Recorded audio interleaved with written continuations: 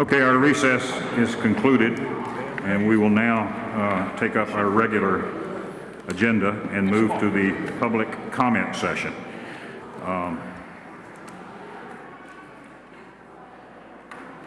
Fred Underwood has signed up. Fred?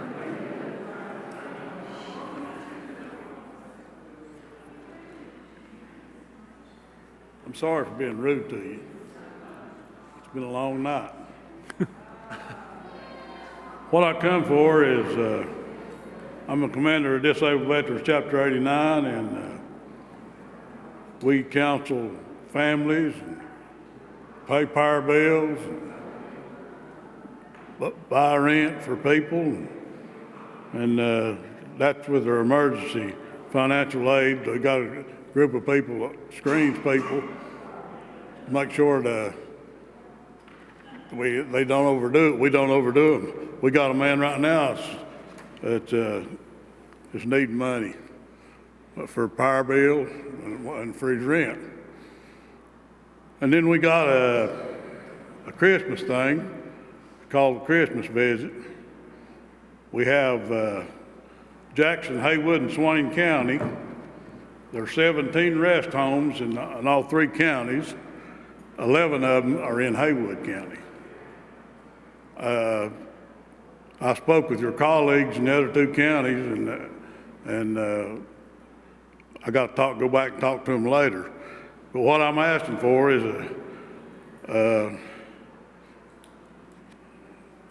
you get a response, money for us, and kind of help us out, because we got an $8,000 budget. We're going to pay for this Christmas. It's going to be $8,000. And I think if you'd help us out. Would it be possible for you to get a letter, an official letterhead to the county manager, so we can do our, follow our process and conduct our due diligence? I need to write you a letter, or I need to get a letterhead. If you have a letterhead, if not, Yeah. just a letter with to I got a letterhead Mr. right Dove, here. and he can give you his address and so forth. Thank you. That's everything right there you need. May I approach, or I'll handle this. Just go ahead and handle it. I will handle this. It's not on our agenda to vote today. We don't add things at the last second. So Okay. we'll rely on documentation, and Mr. Dove then can present it to the board. Thank you. Okay, thank you. Do you have your contact numbers? Oh yes, let me talk about this. Me and Mr. Dove, we've talked several times, and your service officer is doing a great job. Good. And he calls us, and we help him, and he helps us.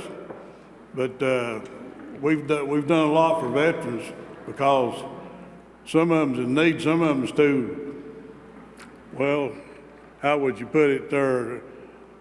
They won't ask for anything because of the way they were raised. But some of them's in dire need of a lot of things.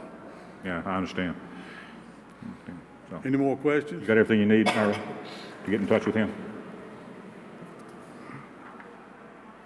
Yes, the total request, I can get later, but this explains the entire program and for the individuals.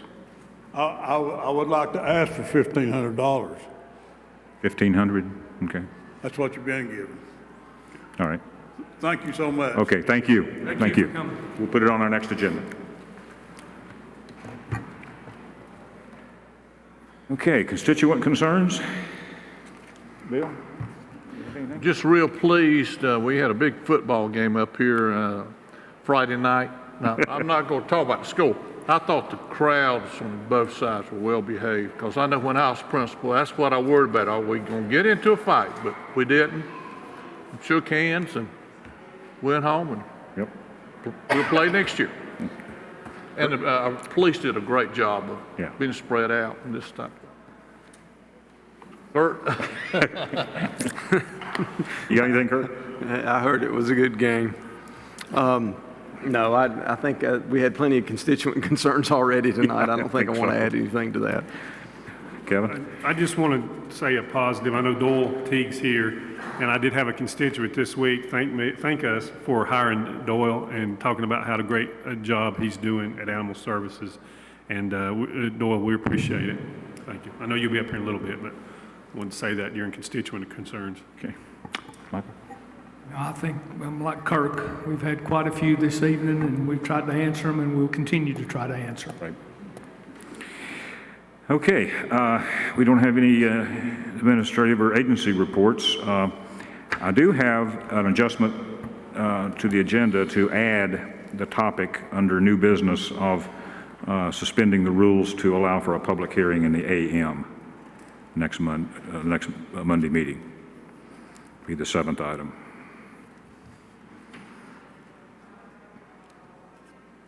Okay, anyone else have anything? All right, we've had the move to the consent agenda. We've had the opportunity to review the October 5th, 2015 regular meeting minutes and the October 2nd, 2015 emergency meeting minutes. That was the meeting about the weather where we were on the phone. So, any changes to those? Okay, if not, David? Good evening, Commissioners. You all did a very great job this evening. As always, proud to work with you all, and you are great listeners, and I think the public should be overwhelmed at the patience that you all have.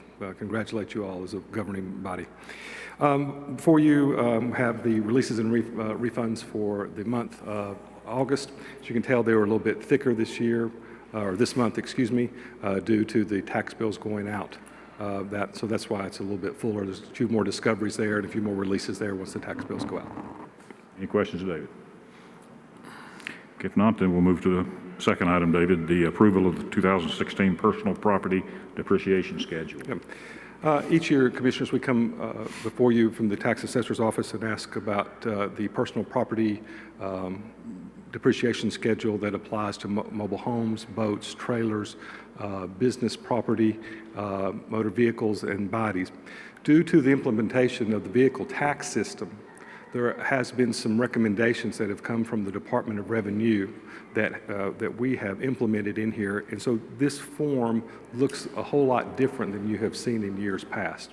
You'll notice there are schedules there that are recommended by the Department of Revenue, which the schedule of depreciation would be a 5-year, 10-year, 15-year schedule of depreciation and to a minimum value. So those are reflected in there. And also one of the things that we've been asked that if someone paid something underneath that minimum value and brings a receipt in, that would be what it would be, the value of that piece of property would be. Of course, that's still reflective in here as well. If you have any questions about this, since it is changed, I'll be glad to answer anything that you have. So, Go ahead. sorry. Go ahead. So this schedule's produced by the state then? Well, it's recommended from the state and the Department of Revenue because the vehicle tax system, is changed the way, they took the local, aspect out of it and became more of, a state across the board, how the vehicles were taxed. Mm-hmm. And especially what you see in here is the different special bodies for dump trucks, plumbing vehicles, and different bodies, not just a straight F-150. Those items that are attached in here, trucks, trailers, and things like that. So you see that depreciation schedule in there, and then a minimum value there. That's what they recommended from this point. And then the manufactured homes in there as well too. Is there anything in this schedule that would come as a surprise or shock to the average taxpayer? No, it should not. The one of the things you all may have heard of when we first went to this system was the utility trailers. I don't know, I think maybe Mike may have got a phone call or two. So we've leveled that back out after working with the state. Somebody may have, there's a couple of these utility trailers you can buy from Lowe's or something. It's like $300. So we had to work through those issues with the VTS folks, and so that's reflective in here now too. Yeah, just, and I think you probably just answered that, but I want to go back over it again. We just didn't arbitrarily come up with these values. They're mirrored through the state, so they're uniform throughout the whole state per counties and stuff like that. Okay. Correct. And then the other thing that I would have, in which you kind of addressed that on some of the utility trailers, but vehicles, for instance. What is the process if someone gets a bill on a vehicle that appears to be overvalued. Oh, sure, yeah. The property owner just needs to come to the personal property office, which is located on the first door on the left on the Main Street level of the courthouse. And there is a form there that they can fill out. And one of the appraisers in that office, if the vehicle's with them, will go out there and immediately look at it. Because, this is, an average cost. If somebody, that average cost is, say, 100,000 miles on it and they have 160,000 miles on it, or somebody's, drives like my daughter and there's a few more pings and dings in it and a few more dents in it that takes that value down, then that can be addressed as well there too. So it's actually pretty simple to go there. Okay. And I just had, some questions, concerns, about particular, even had some new vehicles come in way under what they were paid for. So, I'm sure they're not going to come and follow us. We probably won't see those as much as well too. Okay. Yeah. But just because I want y'all to understand that because the form did really change from the last previous year. Any other questions or comments? Okay. Thank you, David. Thank you. Next up is the September 2015 tax collection update. Tax collector Mike Matthews. Good evening, Commissioners. Our current collections as of September 30th, we're at 14.19%. That's about $5,426,000 and some change. It's off about $400,000 from last year. Reason being, last year the bills went out a few weeks earlier than what they usually did. Historically, they go out the first week of September, and we got them out the first week of September this year. I'm not quite sure why they went out so early last year, but you think that we're on track to do that. I think we probably, because you get such a big influx as soon as they come in, and we're picked up quite a bit lately. So, any questions? No. And our delinquent collections were about 1.9 million out right now. Thank you. Thank you. Okay, next up is Julie Davis with approval of the Firefighter Relief Fund Board of County Commissioners. Good evening. Good evening.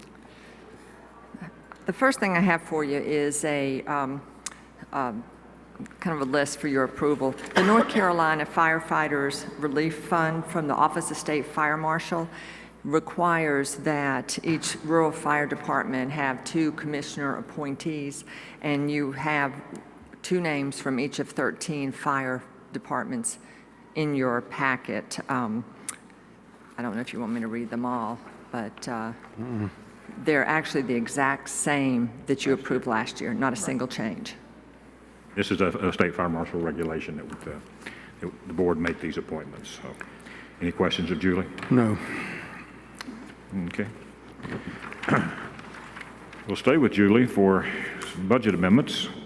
All right, and before the budget amendment, I have one government banking authorization resolution. Oh, yeah, the government entity resolution. Gotcha. Yes, this is one sheet of paper that the TD Bank is the one that actually received the loan that we just got for the community college, and they would like a resolution showing that you have approved TD Bank as an official depository. So that's what this form does. Okay. Any questions there? Okay. Okay, item 7, Julie. And now the budget amendments. I have 3 budget amendments for you. The first one is a capital project ordinance. It's actually the community college loan I just mentioned. It's $4.1 million of loan proceeds. I have a capital project ordinance that actually is $5.3 million because there are some funds that are from the community college that are going to be used to build this public facilities training base. And you'll remember that this is a project, the loan proceeds are going to be repaid from the sales tax that y'all have dedicated to the community college. Right. Any questions there? Okay, the next one. And our next one is an animal services budget amendment. There's a software called Chameleon Software that the new animal service director would like to have to put into the animal services department for their operations. It is software to include system data for 24/7 internet access to the public for looking for lost and found pets, among other things. And our animal service director is here if you'd like to get any more details on this particular software we'd like to implement. It's $30,000, and we're hitting contingency for this since we did not have that budgeted in this fiscal year. I've researched some of this. It's pretty much state of the art, and it's becoming a common tool in animal shelters around the country and state. It really is, and I think it's going to do a lot to bring us into the 21st century. Does anybody have any questions of Doyle? I don't have any questions. I didn't know if Doyle could just come up and so he could get on television. Yeah, come up and introduce yourself to your public. Make sure everybody knows who the Animal Services Director is. Who they need to call when they got a raccoon in the yard. And not call. Good evening, Commissioners. Here I am on TV. So did y'all have any questions about this? I know Mark said. Why don't you just maybe explain a little bit what it does? Well, basically what this does, it's going to replace a program that we bought in 2007 that's no longer supported.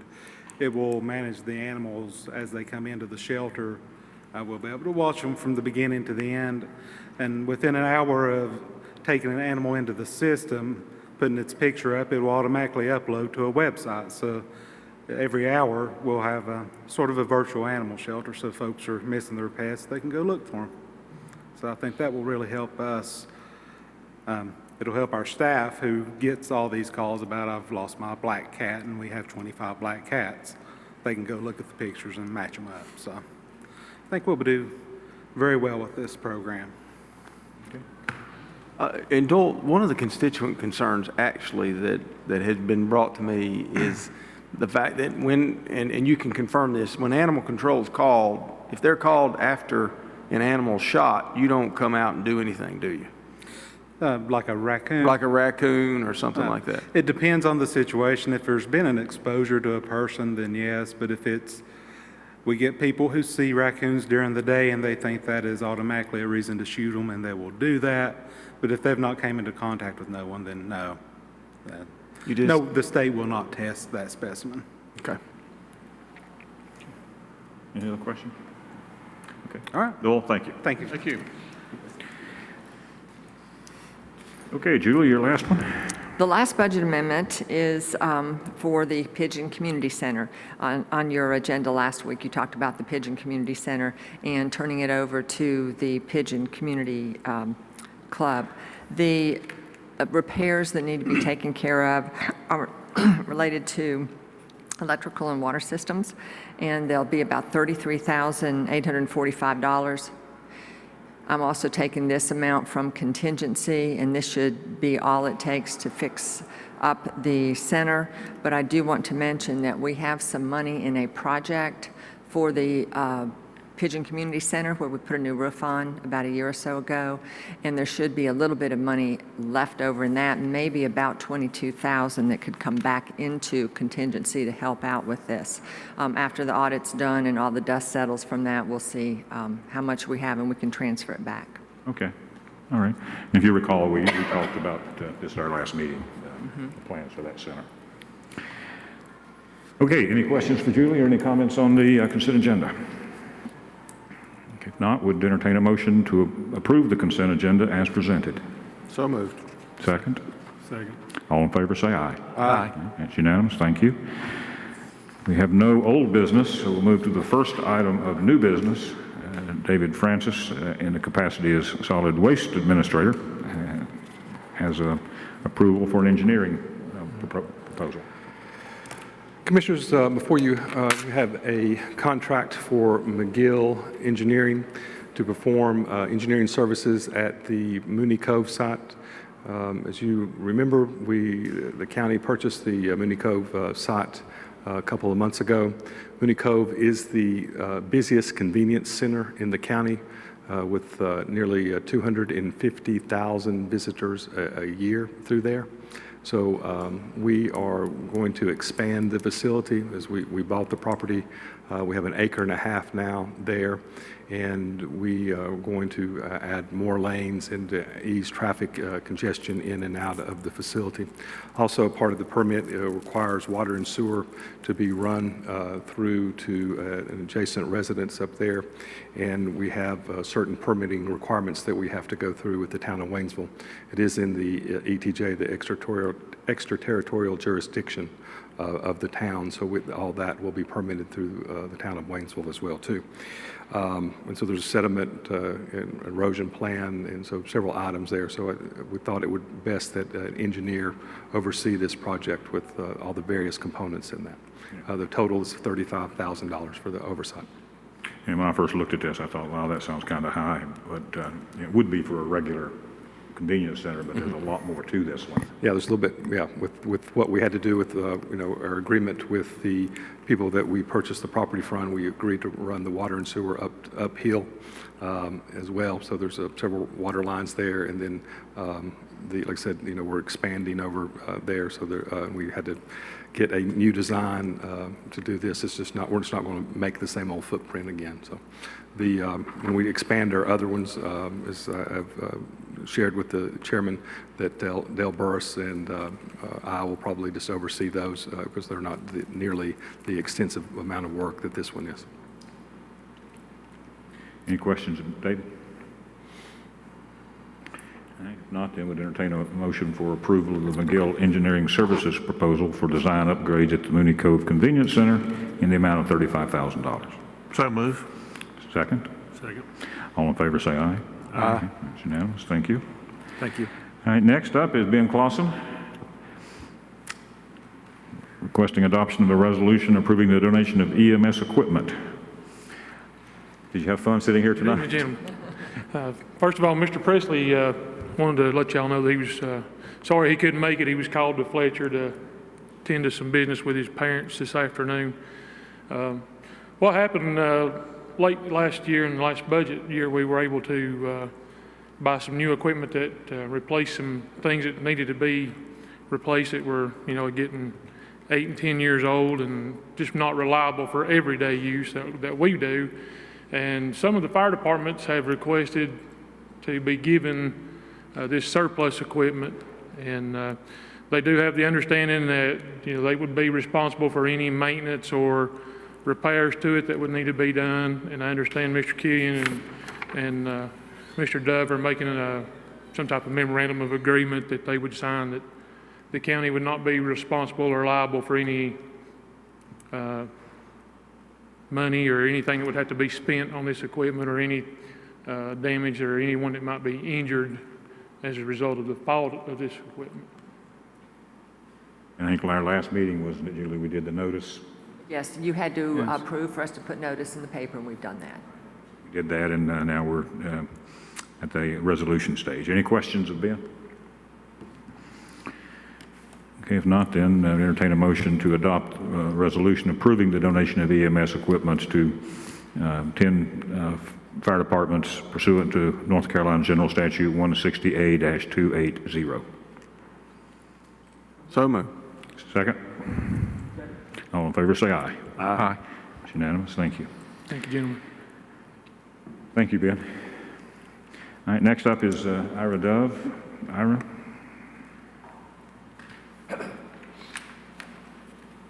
Good evening again, Mr. Chairman and Commissioners.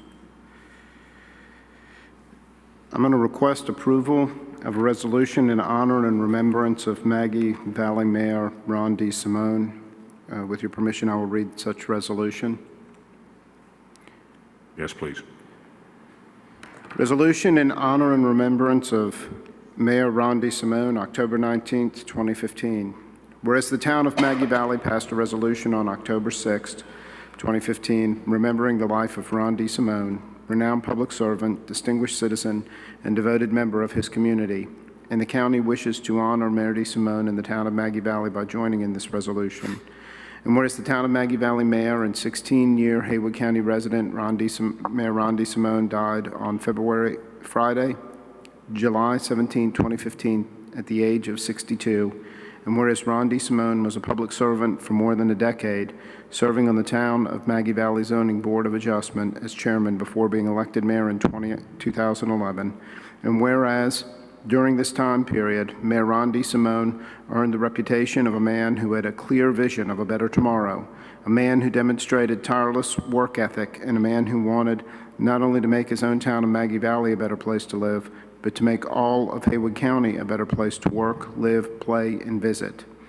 And whereas Ron Desimone worked tirelessly to achieve this vision by highlighting the importance of making broadband technology available countywide, advocating for the use of green and sustainable building practices, leading the Moving Forward Maggie Forward initiative, and co-founded the effort to create Winterfest Smoky Style.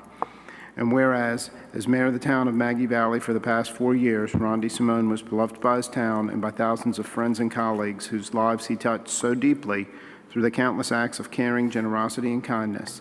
And whereas Mayor Ron Desimone distinguished himself in his profession and by his sincere dedication and substantial contribution to the welfare of his community, his commitment to excellence and his spirit of humanity carried over into all fields of enterprise. And whereas armed with a humanistic spirit, imbued with a sense of compassion, and comforted by a loving family, Ron Desimone leaves behind a legacy which will long endure the passage of time and will remain as a comforting memory to all he served and befriended. Now therefore be it resolved that this elected body takes pause in its deliberations to not only recognize the tremendous loss, but also recognize the accomplished life of Mayor Ron Desimone, renowned public servant, distinguished citizen, and devoted member of his community. Be it further adopted this 19th day of October, 2015. And this would be presented at the next Council of Government meeting? Correct. This will be presented at the Council of Government meeting. Okay. Any questions or comments? I thought it was well done. So I would entertain a motion to approve the resolution in honor and remembrance of Maggie Valley Mayor Ron Desimone. I'll move. Second. All in favor, say aye. Aye. Thank you. Okay, Ira, you want to continue? Yes, also to be presented at the next Council of Government meeting, I'm requesting approval of a $100 donation to Canton Girl Scout Troop 30250 in honor of Girl Scout Elizabeth Martin upon receiving a 2015 National Young Woman of Distinction award for her Gold Award project, a program addressing bullying. This is a serious national honor. Only about 10 people, and they were presented to the nation as the Girl Scouts thing won this level of honor, and they're going to bring her to the Council of Government and bestow a scholarship in her honor to that troop. We've made small contributions in the past to extraordinary achievements by some of our young citizens, so I think it would be appropriate. Does anyone have any issues with it?